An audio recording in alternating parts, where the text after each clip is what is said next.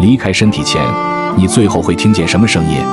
人断气后，并不是立刻就离开，灵魂还会短暂停留，依依不舍地看着自己的身体。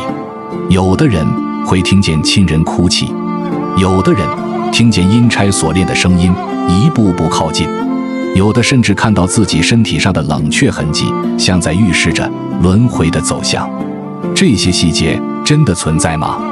是我经历过、感知过，也亲眼见证过的死亡之后那第一道门的真相。你可以点主页，也可以视频左下方链接，看我这次讲述的第一集，真实完整。